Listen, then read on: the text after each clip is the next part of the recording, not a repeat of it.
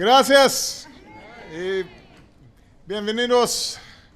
I am honored to welcome you to Cinco de Mayo at the White House. Even though it's only Tres de Mayo. We just like to get the fiesta started early around here.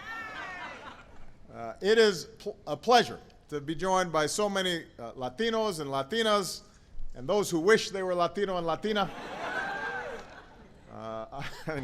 I knew you wouldn't miss an opportunity for great music and dancing at the White House, especially with the outstanding ballet folklorico from Georgetown University. Give them a big round of applause. Our great friend, Ambassador Arturo Sarucan, and his lovely wife, Veronica, are here. I'm honored to welcome Hispanic Americans serving at every level of my administration, including Secretary of Labor Hilda Solis. I want to recognize Charlie Gonzalez, Chairman of the Congressional Hispanic Caucus. As all of you know, Charlie's birthday is on Cinco de Mayo, so don't forget to wish him a feliz cumpleaños. Finally, thank you to the White House Hispanic Summit Steering Committee for your hard work to engage thousands of Latino leaders across the country this year. Good job. Your work demonstrates that this celebration is all about pride in the heritage and contributions of Hispanics in all aspects of American life. El Cinco de Mayo marks a singular moment in Mexican history. Exactly 150 years ago, General Zaragoza and his ragtag band of patriots made a brave stand against the invading forces of a world-renowned European army. Sounds familiar.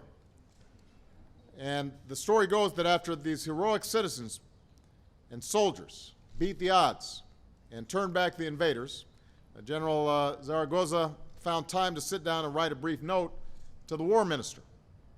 He celebrated the glory of the National Army, noting that they'd never turned their backs. And today we honor their valor. When the news of the Mexican victory at Puebla reached this house, this country was in the midst of its own struggles. But soon after, the U.S. lent assistance to help Mexico definitively expel the French from their land. And ever since, the United States and Mexico have lived intersecting and overlapping histories. Our two countries share the ties of history and familia and values and commerce and culture.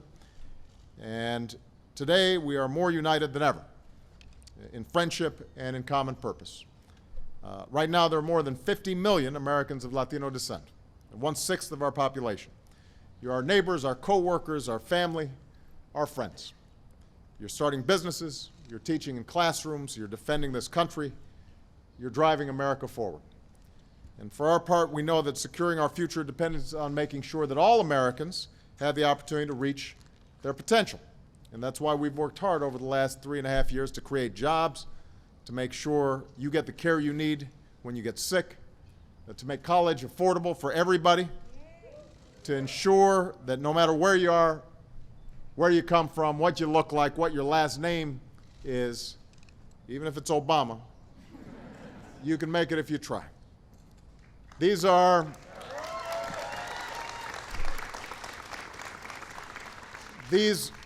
victories for Latinos, but they're more importantly victories for America.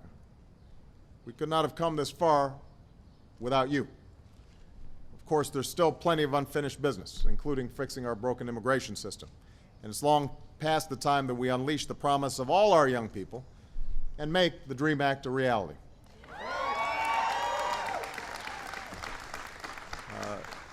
A lot of you remember over a year ago, we brought the DREAM Act to a vote in Congress, thanks to the hard work of many of you, and it passed the House, and a majority of votes in the Senate.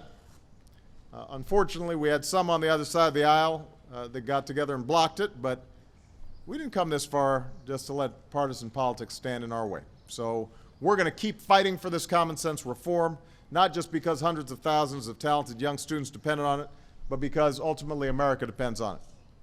No is not an option. I want to sign the DREAM Act into law. I've got the pens all ready. I'm willing to work with anybody who's serious to get this done and to achieve bipartisan, comprehensive immigration reform that solves this challenge once and for all.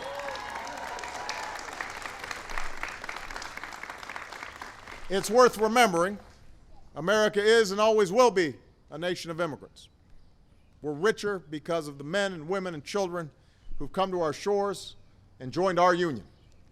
So as we mark Cinco de Mayo on both sides of the border, we pay tribute to our shared heritage and our future partnership. We honor what brings us together. We are mothers and fathers of a great generation. We're going to keep on making sure that our sons and daughters have every opportunity to realize the American dream. That's what drives me every day. That's what I know drives a lot of you, and I look forward for us making future progress together. So with that, let's party. Let's have a good time. Feliz Cinco de Mayo. Thank you, everybody. God bless you.